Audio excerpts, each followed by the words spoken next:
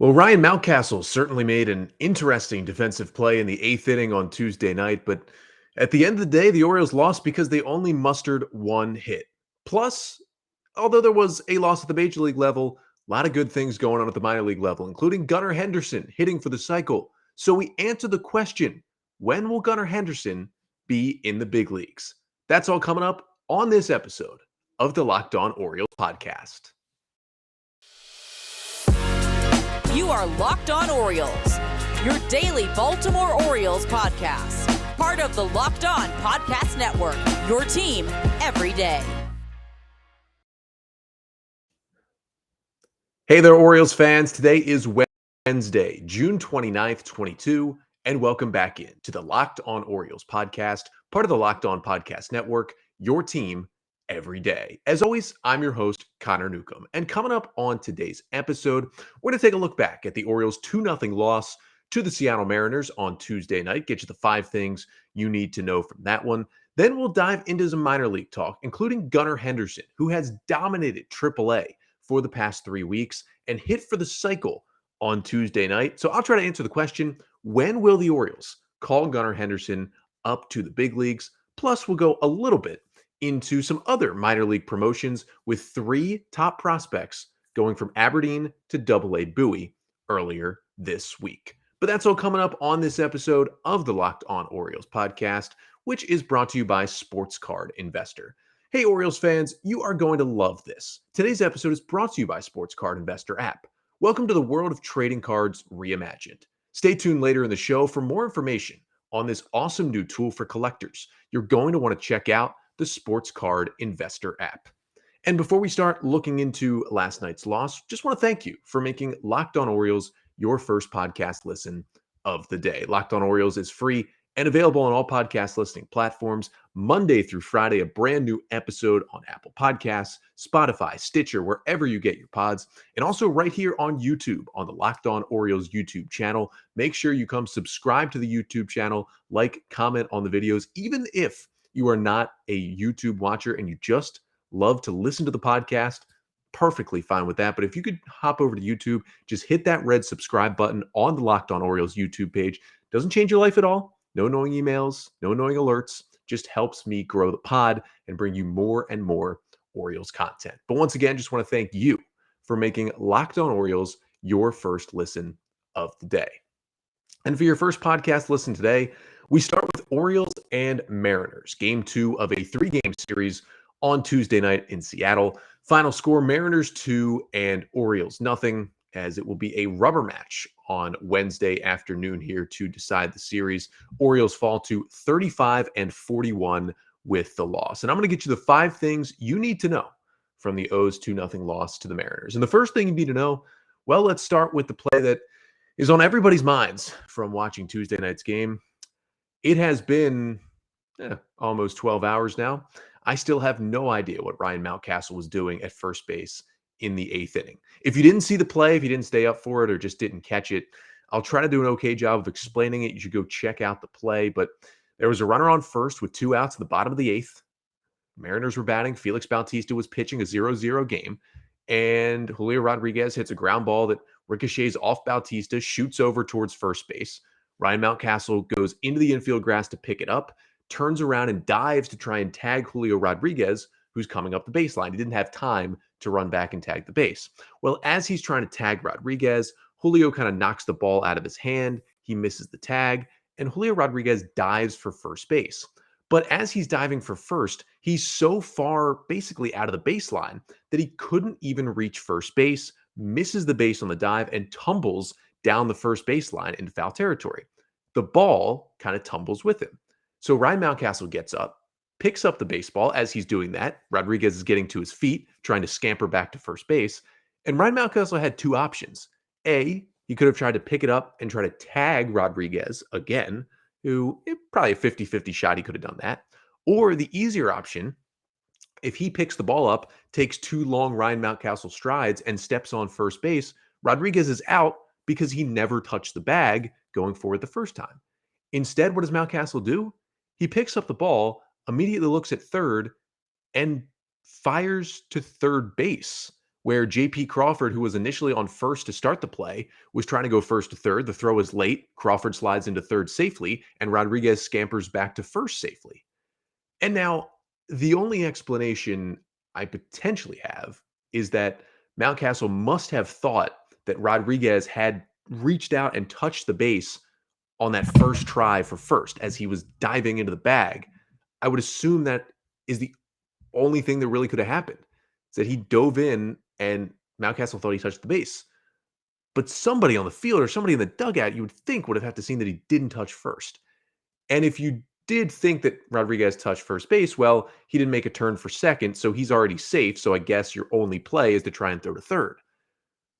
But somebody's got to let him know that he could have touched first there. Or maybe wouldn't you just do it just in case? Even if you thought he touched first, couldn't you just turn around and tag him or go touch first base just in case?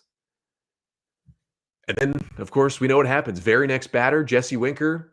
Felix Bautista gets ahead of him 0-2 and then just hangs a changeup. Winker hits one to right center field. I mean, this close to another great Austin Hayes catch to end the inning. Just misses it, falls in off the wall for a 2-run double. And that's your difference. That's your 2-0 ball game right there as Paul Sewald locked it down in the top of the ninth. Just a bizarre play at first base. Something you're not really going to see probably ever again. It was frustrating to see the game kind of end like that. But the second thing you need to know is that even though that play was the play that scored the only 2 runs of the game, that kind of brain malfunction for a bit from Ryan Mountcastle was not the reason why the Orioles lost.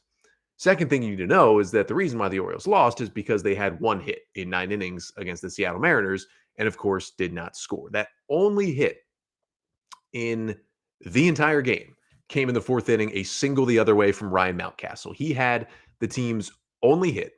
Now, they did draw 3 walks on the day. Santander, Rutschman, and Nevin each drew a walk. But that was it. That was their 4 base runners in this 9-inning game against Seattle. And as much as, the pitching did well, and as much as we want to complain about what the heck happened in that 8th inning, you can't win games with 1 hit. And, they had 2 hard hit balls all night. Austin Hayes and Rougned Odor each hit a hard hit ball that turned into an out. That was it. That is not a recipe for offensive success. And that's what happens. You lose games where even though you pitch well. But the third thing you need to know, not all the Orioles offense fault for not scoring in this game. Robbie Ray was outstanding on the mound for the Mariners. His final line, 7 scoreless innings, 1 hit, 8 strikeouts, and 3 walks for Ray. And I got to be honest, he was at 98 pitches through 7 innings. I kind of couldn't believe that Ray did not come back out for the 8th inning. 8-9-1 were due up for the Orioles. And I know it was 2 righties in Chirinos and Mateo, but then you have the lefty in Mullins. I would have at least let Ray try and get the, Chirinos and Mateo both hitting under 200 and then face the left-hander in Mullins. And then if maybe Hayes came up, you go to the bullpen in Diego Castillo, who ended up just starting the 8th inning.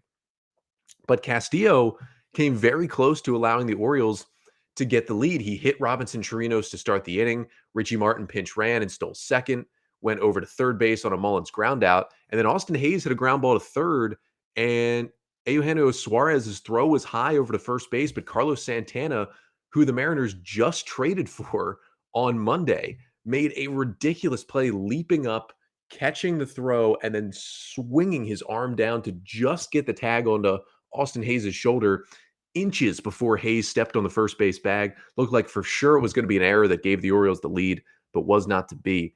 Couldn't believe Ray didn't pitch longer, but man, he just had everything working. The O's could not figure him out at all. And he obviously just willed the Mariners to that win. But the fourth thing we need to know from this one is that Dean Kremer on the other side for the Orioles just matched Robbie Ray out for out. Dean Kremer with a season and career high 7 innings pitched, scoreless, allowing 4 hits. He struck out 5 and walked 2. Dean threw a career high 97 pitches and has lowered his ERA to 1.29 on the season. And Dean Kremer has become the first pitcher in Orioles history to have 4 consecutive starts of 5 innings or more scoreless. Yeah, that's pretty good. Now, the Mariners hit him hard in this game a little bit. 8 hard hit balls in 7 innings, not a disastrous number. But it was funny to watch Ray and Kremer kind of duke it out because you could tell Robbie Ray had his best stuff all night. I wouldn't say Dean Kremer had his best stuff all night. Things got a little bit shaky at times. I mean, he loaded the bases in the 4th inning, needed a fantastic 4-6-3 double play to get out of that jam. He needed some help from the defense. Austin Hayes had another outfield assist, throwing out a base runner, Abraham Toro, trying to turn a single into a double that ended the 5th inning. He got a couple of really nice plays in the outfield. Cedric Mullins ended an inning with another great diving catch in center. So, Jorge Mateo made a really nice play at shortstop in this game. He got a lot of help as well, but at the end of the day, 8 whiffs on 97 pitches and 42 swings, not a very good number. 3 of them on the cutter was probably the best pitch on the night.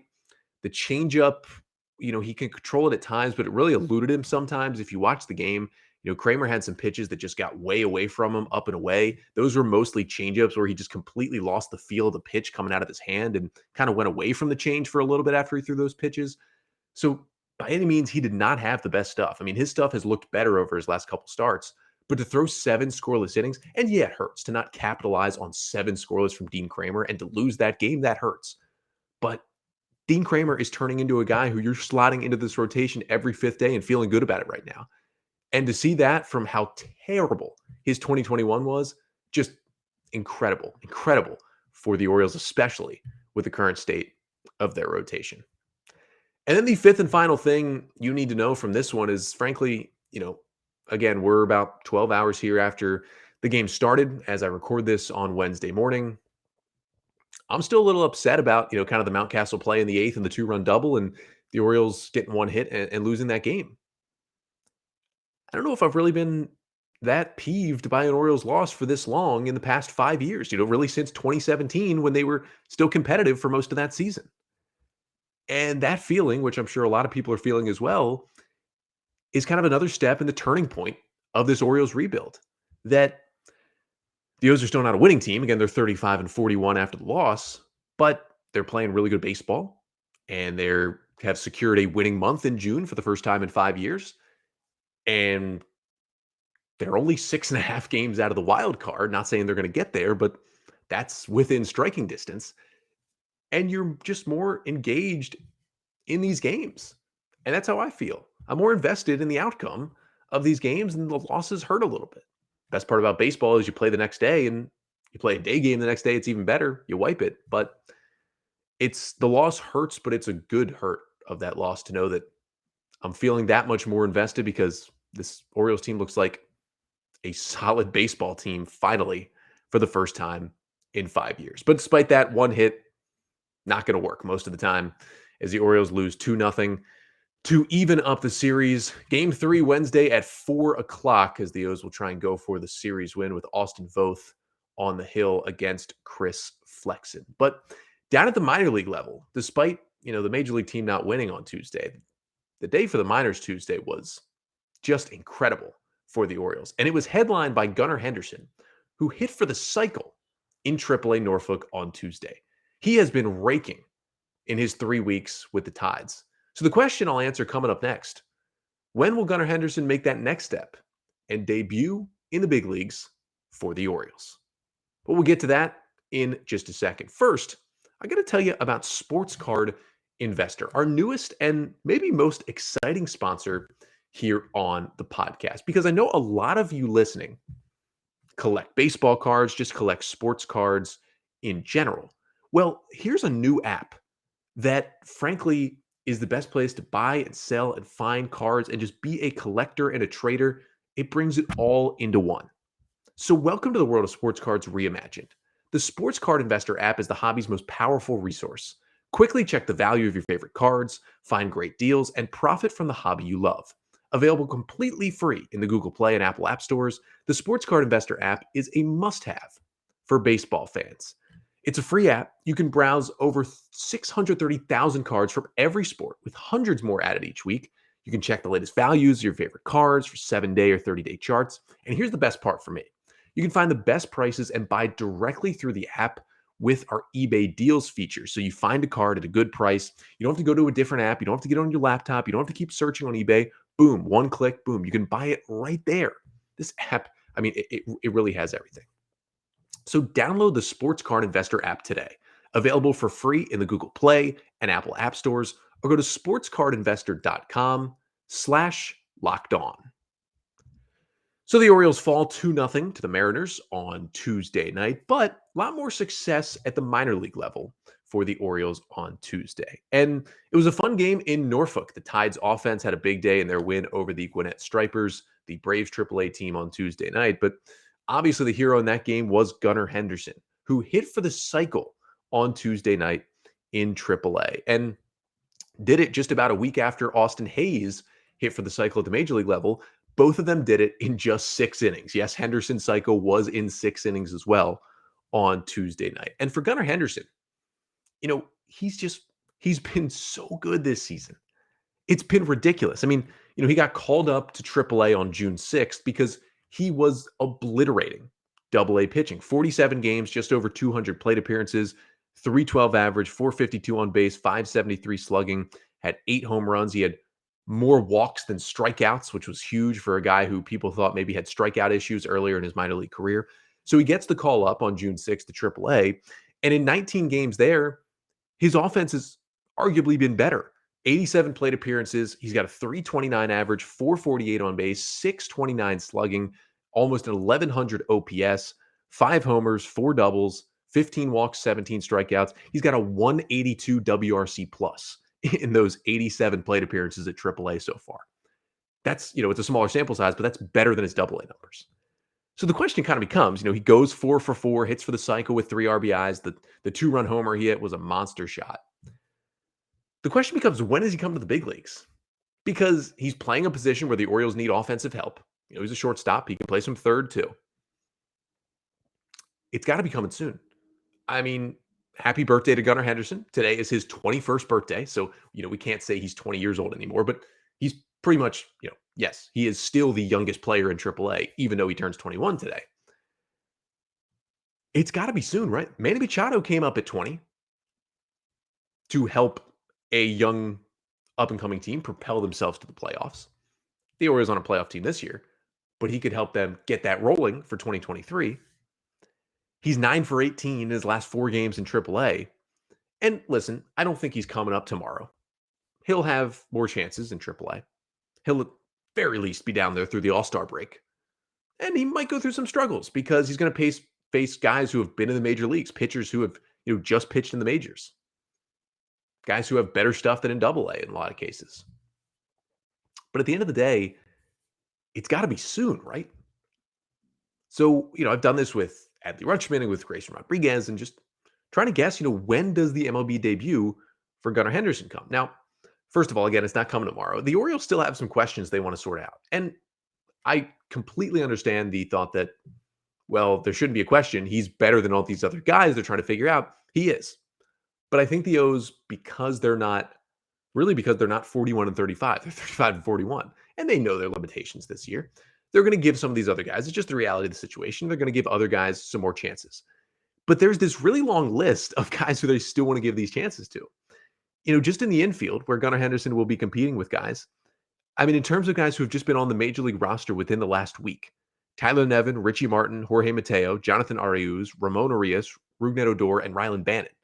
All guys the O's are trying to still figure out in some sense. Now, obviously, Odor is kind of in a different category than the rest of those guys, and he's a veteran. The O's kind of know what they have there. He's been slumping lately, had a little bit of a back issue as well, but he brings immaculate vibes to this clubhouse as a veteran leader as well. So they got to figure all those guys out, and they're going to give him more time. I mean, Tyler Nevin was out of the lineup for a couple of days. He, didn't get a hit. Nobody did, except for Ryan Mountcastle Tuesday night, did draw a walk. Listeners know I love Tyler Nevin. He's definitely been disappointing. You still look at his numbers and his average still under 200, not hitting for a lot of power. I've been disappointed with Tyler Nevin. He's really hurting his chances as guys like Henderson knock on the door, but the O's still want to give him a chance. And Jorge Mateo, we know his defense is awesome. The bat still hasn't quite come around. They still want to give him a chance. Jonathan Arias has impressed in his first few games. The O's want to, keep seeing what they've got with him. Even Rylan Bannon, it was tough to see him come up last week for 4 days, not play, and go back down. I think he's kind of on his way out of the rotation, but he's still in the mix. Obviously, you have Odor there. I think the O's would love to trade him. I don't know if they'll have a partner. I think they'd be okay DFAing him at some point, but maybe they want to keep him around. And then there's Ramona Reis, who, has been on the injured list for the past couple of weeks with an oblique injury. He's kind of got the best standing out of all these guys, but he struggled this year. Now the numbers are starting to get better before he got injured. So he'll come back and he'll get slotted into second or third pretty much every day and be back in the lineup. And then you got Richie Martin, who was hot when he came up. He's really now more of a pinch runner. He's probably an easy guy to send down. And then you look in Triple-A, and there's a lot of other options there too. In terms of top prospects, you've got Terrin Vavra and Jordan Westberg, who are both playing well in Triple-A. They're knocking on the door of the big leagues. And then you got guys like Kelvin Gutierrez and Caden Grenier, who are just kind of there in the mix in Triple-A as well as depth guys. But all those guys have major league aspirations or have already been to the big leagues at some point. So it becomes kind of tough to sort all these guys out. And yes, Gunnar Henderson is the best player out of all those guys I just named. No question about it. But the O's are going to want to give a little more seasoning to some of these guys and really see what they've got. So you look through that list of guys who are in this conversation. I think, knock out Grenier, knock out Gutierrez, just the bat. They're good, both good defenders. And if you have them at third and short in Triple-A, that is a pretty lockdown defense for the Tides. They're just not, the bats aren't there for the major leagues. Knock out Richie Martin. Again, nice player to have his depth, not a big leaguer. I knock out Rylan Bannon at this point. The Orioles clearly don't think it's there for him as a major league contributor. And then you have some interesting choices. Even, I guess you could put Shed Long in this conversation too, signed to a minor league deal this offseason, but the O's haven't brought him up yet. I would kind of knock him out of the conversation too. So you probably have 5 infield spots, not counting the first baseman. That's what the O's have carried right now is the 5 infielders with the 13 pitchers and 13 hitters you have to have on the roster. So whenever Henderson comes up, my guess would be that Gunnar Henderson, Ramona Reis, and Jorge Mateo make up your infield. Probably Urias at second, Mateo at short, Henderson third. And then I kind of see Rougned Odor and Tyler Nevin maybe on the bench at that point, providing at bats, playing second and third. Nevin can play some outfield too and some first base, give you some more depth. And I think they like Odor in that clubhouse and what he can bring as a left-handed bat. But at some point, Vavra and Westberg will replace those two guys as well. But I'm going to throw out a date of August 5th. August 5th, the Orioles come back home to host the Pittsburgh Pirates. It's a Friday night game, start of a homestand. It is Cedric Mullins' 30-30 bobblehead night that night. A lot of fans in the ballpark already. That's my guess for the Gunnar Henderson debut. You season him in Triple-A for another month. Maybe he goes through a little bit of a down stretch to get used to that, picks it back up, and we see him August 5th. By that point, it's a couple days after the trade deadline. Maybe the O's have moved Odor, or they've moved, other pieces on the roster. Maybe they've moved Santander, Mancini, or both, and they're starting to configure the roster a little better. Maybe Henderson comes up and kind of takes Trey's spot as just kind of a lot of DHing for Henderson and playing the field sometimes as well. And I think at that point, when the trade deadline's over, because the O's are definitely trading at least one of Santander and Mancini, and I could see both being dealt, and maybe Odor gets moved as well.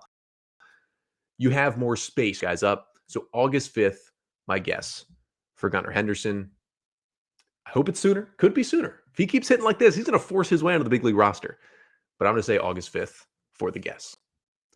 But Gunnar Henderson with the cycle on Tuesday night wasn't the only huge news, huge day in the minor leagues. Coming up next, we're going to hit on a couple other minor league pieces of Orioles news because there were some big-time promotions that happened on Monday as we hit the midway point of the minor league season. But first, got to tell you about our next sponsor. That is BlueNile.com.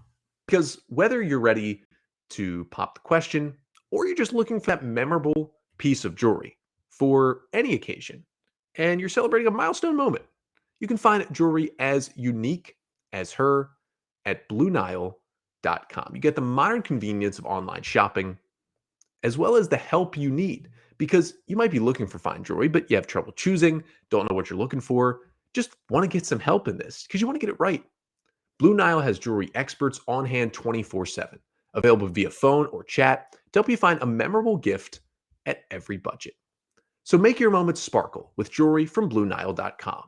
And Locked On Orioles listeners get $50 off purchases of $500 or more.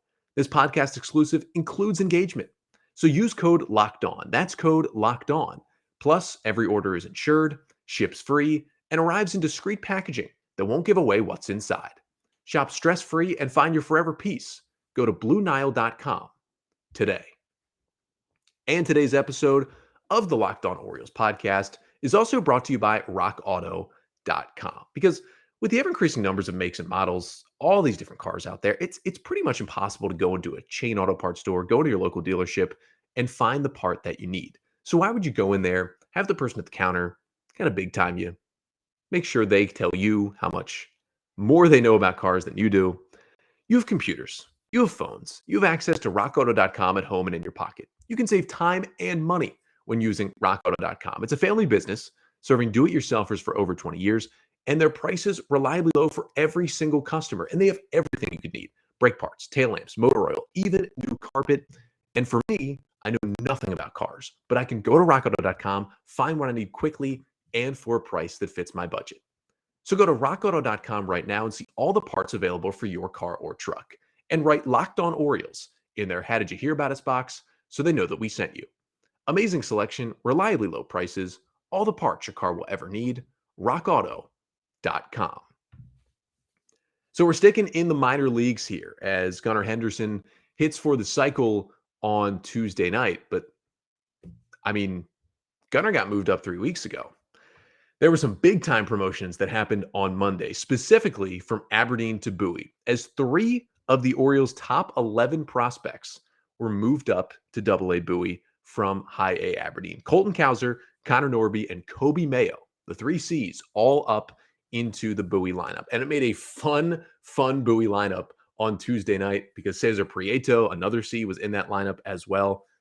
Bowie, fun again. They went through a little bit of a lull for 3 weeks when Westberg and Henderson went up. Now they get the reinforcements. Bowie fun to watch again. The other thing with Bowie, they got Matt Harvey on Tuesday night. Matt Harvey continuing to get closer and closer to, finishing his suspension and getting back to the big leagues. Pitched in Double-A. Yeah, gave up 3 runs in 5 innings, but he struck out 9 with no walks, so you'll take that from Matt Harvey. But Colton Cowser, Connor Norby, Kobe Mayo. First start with Connor Norby. He was a competitive balance round pick back in 2021 for the Orioles and got him out of ECU, just a big-time hitter, maybe the best pure hitter in college baseball last year. And, his stats hadn't been tremendous. 209 plate appearances in 48 games, 237 average, 311 on base, 8 home runs. But he did get injured a couple of times, got hit in the head by a pitch. That was tough. He missed some time, but he goes with Bowie 1 for 4 with a single and a walk in his debut. I really like Connor Norby. I think he, is a future just hit tool guy who hits his way to the big leagues. And yeah, he's a second baseman, and maybe he doesn't play a whole lot, but I think that hit tool is going to get him there. Then you, of course, have Colton Cowser, the Orioles' first-round pick, 5th overall in 2021. 62 games, 278 plate appearances. He was hitting 258, 385 on base with 4 homers and 19 doubles in High A Aberdeen. He was also hitting 286 in June, was red hot before the call-up. He was cutting down on the strikeouts as well. And what does Colton Cowser do in his Double-A debut on Tuesday night? Goes 3 for 3 with a home run, 2 RBIs, and a walk. He walked in his first Double-A plate appearance and then homered in his second Double-A plate appearance. Yeah, Colton Cowser, the power is there. He's trying to turn all those doubles into more homers. It's working. The approach is there. The strikeouts are coming down. Walks are going up. Things are looking good for the Orioles 2021 first-round pick. I see him being in the O's outfield here in a couple of years. And then there's Kobe Mayo, probably the most exciting prospect of the 3, who in High A this year, 270 plate appearances, hit 250 with a 326 on base, 479 slugging. He had 13 home runs in Aberdeen. Now, he did go 0 for 5 with 2 strikeouts in his Bowie debut on Tuesday, but he was hitting 288 in June in Aberdeen. It was time for that call-up. He's got just insane power. I think he can stick at third defensively. These 3 guys, there's no way any of them are 2022 call-ups.